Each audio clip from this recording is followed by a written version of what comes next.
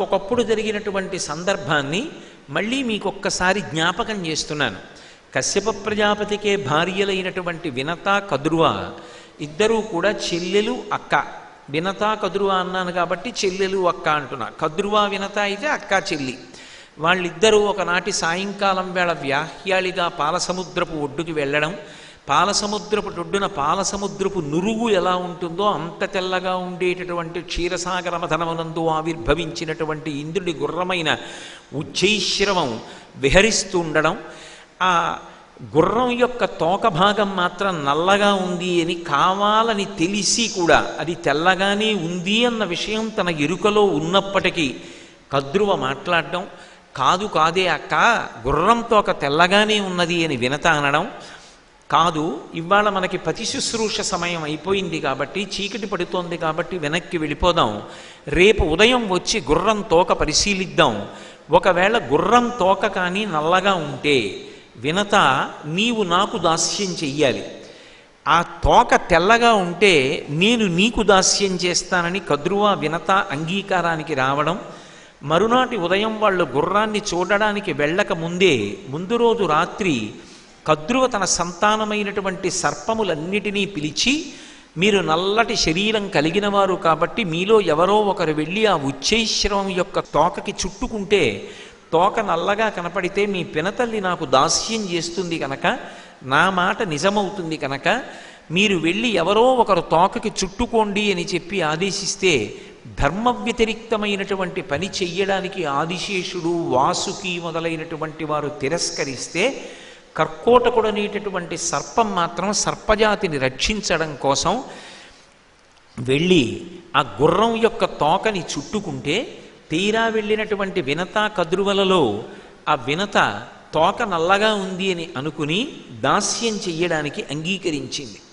ఆ దాస్యం చెయ్యడానికి ముందరే తనకి పుట్టవలసినటువంటి పిల్లల్లో 2 గుడ్లలో ఒక గుడ్డు అవతల అక్కకి పిల్లలు పుట్టారు నాకు పుట్టలేదనేటటువంటి అమర్షభావంతో గుడ్డుని బద్దలగొట్టిన కారణం చేత శరీరము యొక్క ఊర్ధ్వభాగము ఏర్పడినవాడు అధోభాగము ఏర్పడనటువంటి వాడు అనూరుడు బయటికి వచ్చి, నువ్వు 500 సంవత్సరములు నీ యొక్క అక్కకి దాస్యం చేస్తావు, తదనంతరం 2వ గుడ్డి జోలికి వెళ్ళకు, అది బాగా పొదగబడిన తరువాత అందులోంచి నా తమ్ముడు ప్రభవిస్తాడు, నా తమ్ముడు నీ యొక్క దాస్యాన్ని పోగొట్టడానికి కారణమవుతాడు, అప్పటి వరకు ఓపిక పట్టమని ఆనతిచ్చి సూర్యభగవానుడికి రథంగా వెళ్ళిపోయాడు.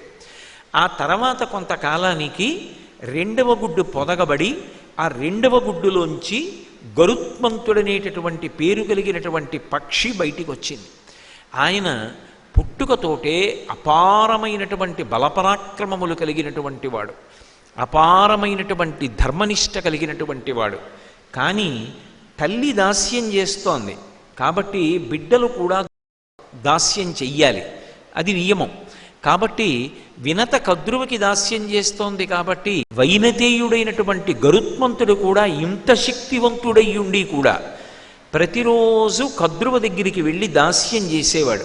కద్రువ అసలు ఎందుకు అడిగింది దాస్యం అంటే, తన బిడ్డల కన్నా అధికులైన 2 బిడ్డలు వినత కడుపున పుడతారు కనుక వాళ్ళ వలన తన బిడ్డలకి ఆపద రాకుండా వినతని వైనతేయుల్ని కూడా దాస్యమునందుంచుకోవడానికి పనిన పన్నాగం కనుక తన పిల్లలైనటువంటి సర్పములను పిలిచి, మీరు గరుత్మంతుని యొక్క భుజములను అధిరోహించి కూర్చోండి, మిమ్మల్ని అలా ఆకాశ వీధిలో తిప్పి తీసుకొస్తాడని ఈ పావుల్ని పాము పిల్లల్ని గరుత్మంతుని మీద కూర్చోబెట్టేది. ఆయన వీళ్ళు జారి పడిపోకుండా జాగ్రత్తగా రెక్కలల్లార్చి ఆకాశపథంలో అలా తిప్పి తీసుకొచ్చి భూమి మీద విడిచిపెడుతుండేవాడు. అలా తీసుకెడుతున్న కాలంలోనే ఒకసారి సూర్యమండలానికి బాగా దగ్గరగా ఎగిరాడు. ఎగిరేటప్పటికీ ఆ సూర్య తేజస్సు తట్టుకోలేక పావులు మాడిపోయి కింద పడిపోయి మరణించి, అప్పుడు కద్రువ మళ్ళీ ఇంద్రుణ్ణి ప్రార్థన చేసి ఆయన యొక్క అమృత దృక్కుల చేత అమృతానుగ్రహం చేత తన బిడ్డలని బ్రతికించుకుంది. ఇలా కొంతకాలం గడిచిన కొద్దీ గరుత్మంతుని యొక్క బలపరాక్రమములు చూసినటువంటి కద్రువకి భయం ఎక్కువ అవ్వడం మొదలుపెట్టింది. ఇంత బలపరాక్రమములు కలిగినటువంటి పిల్లవాడు ఎప్పటికైనా నా సంతానానికి ఈయన వలన ఉపద్రవం రావచ్చు అని ఆలోచిస్తోంది. ఈ ఆలోచిస్తున్న కాలంలోనే ఒకనాడు గరుత్మంతుడు తల్లి దగ్గరికి వెళ్ళాడు. అమ్మా, నాకు అపారమైనటువంటి పరాక్రమం ఉన్నది, అపారమైనటువంటి పౌరుషం ఉన్నది, కానీ ఇన్ని ఉన్నప్పటికీ కూడా నేను దాస్యం చేస్తున్నాను, నువ్వు దాస్యం చేస్తున్నావు, ఎందువల్ల ఈ అగత్యం ఏర్పడింది అని అడిగాడు.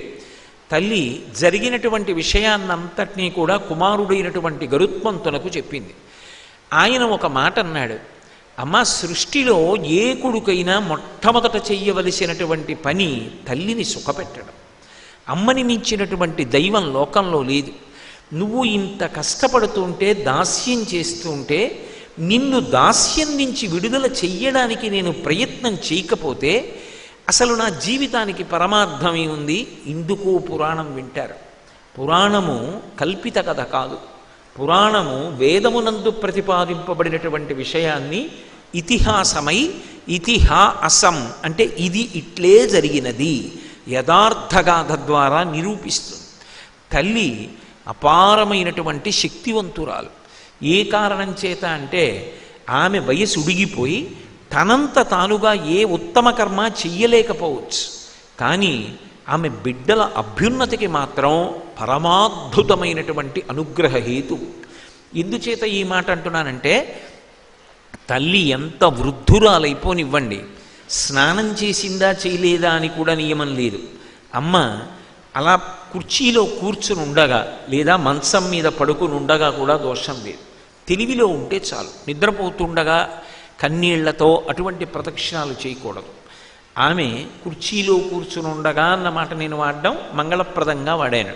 ఉండగా ఒక్క ప్రదక్షిణం అమ్మకి చేసి, అమ్మ చుట్టూ ప్రదక్షిణం చేసి, ఒక్క నమస్కారం అమ్మకి చేసి కొడుకు వెళ్ళిపోయాడు అనుకోండి, వాడి జీవుడు ఆ రోజున ఎంత పుణ్యం చేశాడు అని స్వీకరిస్తుందంటే శాస్త్రం, అటువంటి వ్యక్తి అమ్మ చుట్టూ ఒక్కసారి ప్రదక్షిణం చేసి నమస్కారం చేసినటువంటి కారణం చేత భూప్రదక్షిణ షట్కేన, ఆయన 6 మాట్లు భూమి చుట్టూ ప్రదక్షిణం చేసి వచ్చాడు, ఒక పుణ్యం.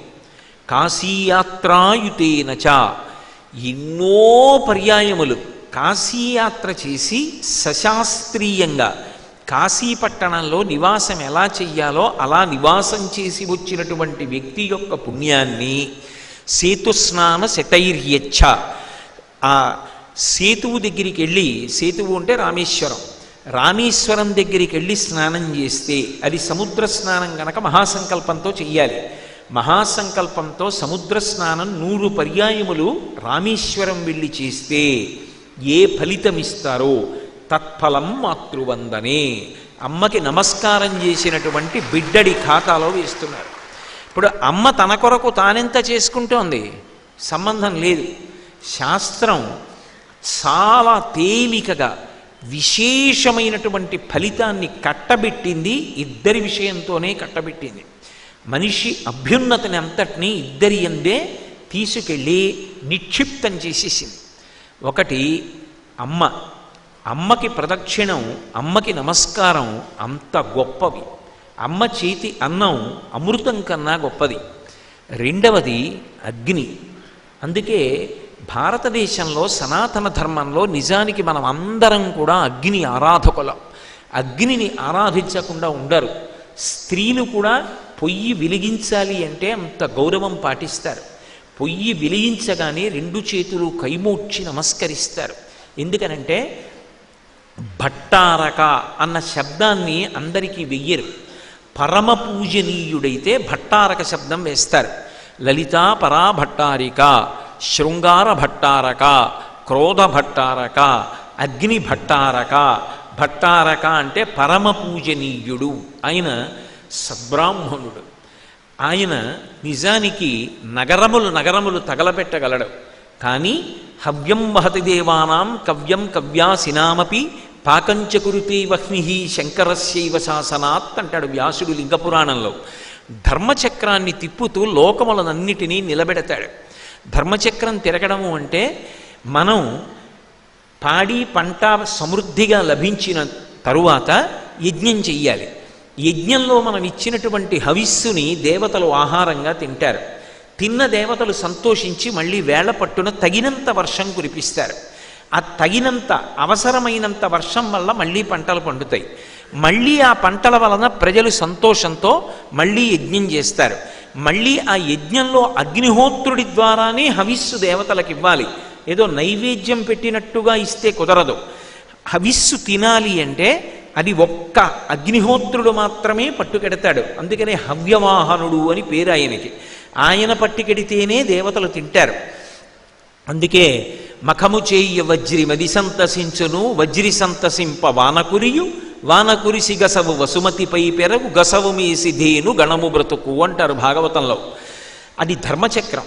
ఆ ధర్మచక్రం తిరగడానికి కారకుడెవరు అంటే అగ్నిభట్టారకుడు. శరీరం విడిచిపెట్టినటువంటి తల్లిదండ్రుల్ని ఉద్దేశించి శ్రాద్ధకర్మ చేసేటప్పుడు కవ్యం ఇస్తారు. ఆ కవ్యం ఇచ్చినప్పుడు దాన్ని పితృదేవతలకి పట్టుకెళ్ళేటటువంటి వాడెవరు అంటే అగ్నిహోత్రుడు. ఆయన లేనినాడు పితృదేవతలకు అసలు కవ్యం అందదు.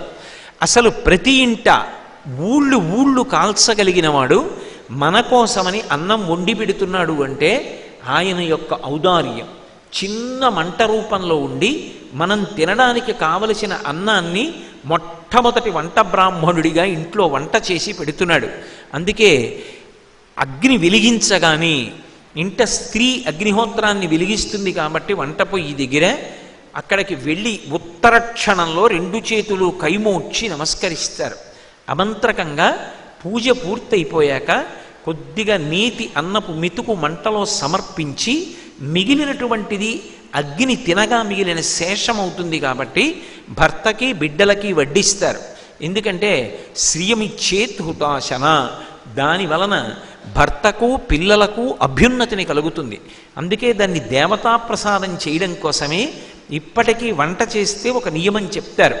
ఒక హోమం చేసేటప్పుడు ఆ చెరుహు అంటారు, పక్వాన్న పాత్రని తీసుకెళ్ళి ఎదురుగుండా ఉంచి ఒకసారి ఉత్తర దిక్కుకి జరుపుతారు. ఎందుకు ఉత్తరానికి జరుపుతారు అంటే అది దేవతారాధనకు ఉపయుక్తం కావాలి. దక్షిణానికి కదిపారనుకోండి పితృదేవతల ఆరాధనకి పనికొస్తుంది. అందుకే వంట పొయ్యి మించి దింపినటువంటి అన్నాన్ని ముందు ఉత్తర దిక్కుకి దింపుతారు. తప్పక దక్షిణం వైపు దింపినా కొద్దిగా ఉత్తరం వైపుకి కదిపి మంత్రం లేకుండా ఇంటి ఇల్లాలు కనుక ఆమె నెయ్యి వేసినటువంటి ఒక్క మెతుకు తీసి ఏ పొయ్యిలో వంట చేశారో ఆ పొయ్యిలోనే ఒక్క మెతుకు సమర్పిస్తారు. సత్యహరిశ్చంద్రీయంలో చంద్రమతీదేవి ప్రార్థన చేసినంత మాత్రం చేత దావానలమంతా కూడా ఆగిపోయింది. అగ్నితో ప్రారంభం జీవితం. అర్ధరాత్రి అయిపోనివ్వండి, బ్రాహ్మణ వివాహంలో ప్రధాన హోమం పూర్తి చేసిన తరువాతనే ఆపుతారు. అంత గొప్పది. చిట్ట చివరికి ఒక వ్యక్తి శరీరం పడిపోతే ఆ శరీరాన్ని హవిస్సుగా కొడుకు తీసుకెళ్ళి అగ్నిహోత్రంలో వేసేస్తాడు. మా నాన్నగారు బ్రతికున్నంతకాలం అగ్నిదేవుడా నీకు హవిస్సునిచ్చాడు, ఇప్పుడు ఇక ఇవ్వలేడు, పడిపోయింది శరీరం, దీన్ని హవిస్సుగా ఇస్తున్నానని అంత్యేష్టి సంస్కారమనందు మంత్రం చెప్పి అగ్నిలోకి వేస్తాడు. అందుకే యథార్థమునకు సనాతన ధర్మంలో ఉన్న వాళ్ళందరూ అగ్ని ఆరాధకులు. అగ్నిహోత్రం ద్వారా దేవతలకు హవిస్సులిచ్చేటటువంటి ప్రక్రియ ఒక్క సనాతన ధర్మమునందు వినా మీకు ఎక్కడా కనపడదు. యజ్ఞమనేటటువంటిది అంత అత్యద్భుతమైనటువంటి సాధనం. అంత అద్భుతమైనటువంటి యజ్ఞ ప్రక్రియ యందు అత్యంత ముఖ్యమైనటువంటిది ఏది అంటే అదిగో ఆ అగ్ని ద్వారా హవిస్సునిస్తారు.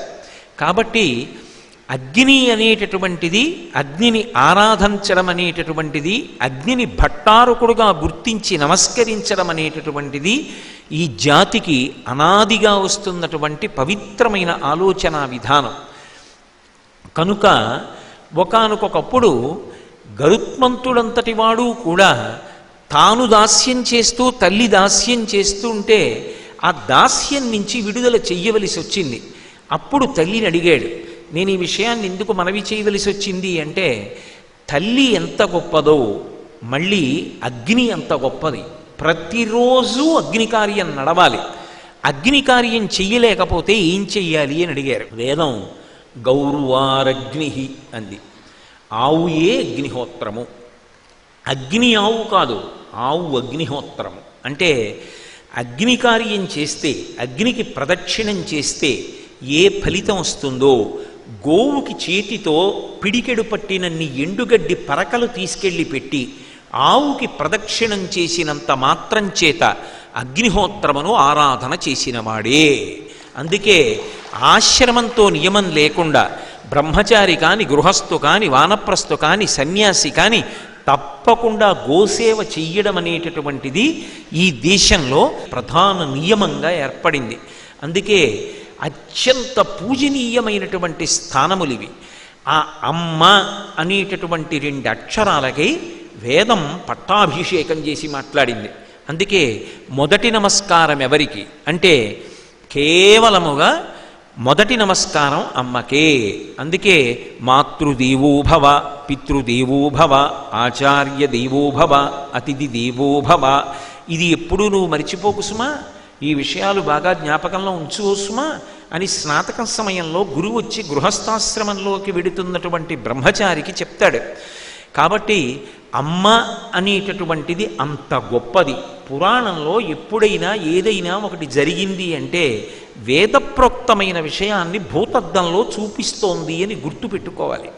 లేనినాడు అది కేవలం చరిత్రలో జరిగిపోయినటువంటి కథ కాదు, అది మన జీవితాల్లో మనం కూడా అభ్యున్నతి కొరకు ఎలా ప్రవర్తించాలో నేర్పుతుంది. కాబట్టి వెళ్ళి తల్లి పాదములు పట్టి ప్రార్థన చేశాడు గరుత్మంతుడు.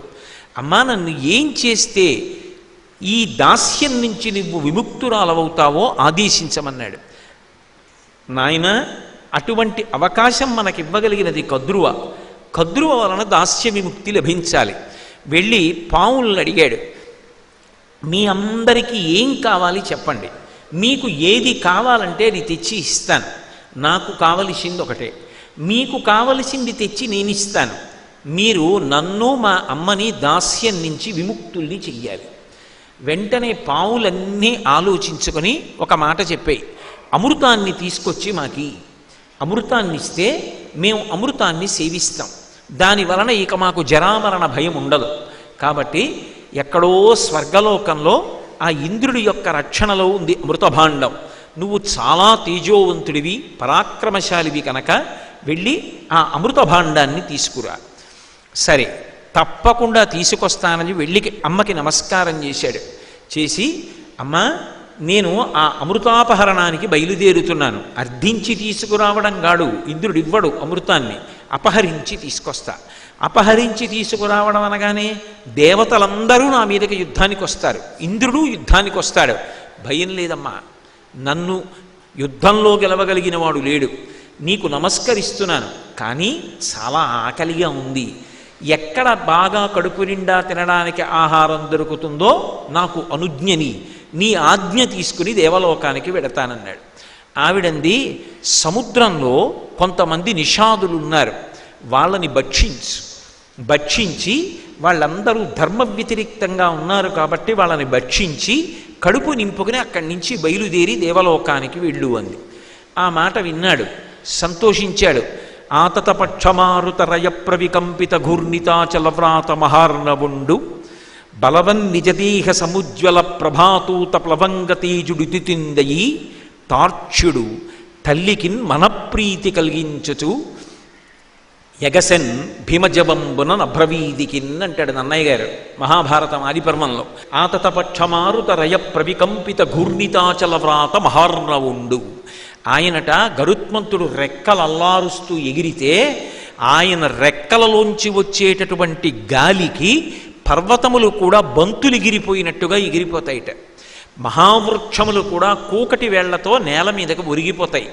అంత పెద్ద గాలిని తన యొక్క రెక్కల అల్లార్పు చేత సృష్టించగలిగినవాడు ఆతతపక్షమారుత రయ ప్రవికంపిత ఘూర్ణితాచలవ్రాత మహార్ణవుండు బలవన్ నిజదేహ సముజ్వల ప్రభాదూత ప్లవంగతేజుడితిండయి.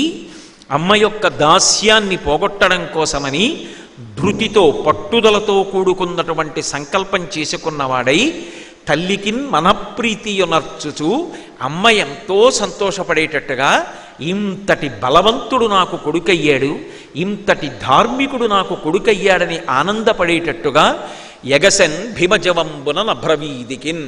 ఒక్కసారి అపారమైనటువంటి వేగంతో, బలంతో, నిశ్చయాత్మకమైన బుద్ధితో, మనసునందు తొట్రుపాటు లేకుండా, జరగబోయేటటువంటి సంగ్రామం గురించి మనసులో కించిత్ కూడా భయాన్ని పొందకుండా, పరమోత్సాహంతో, అది మనసుకు ఉండవలసినటువంటి లక్షణం.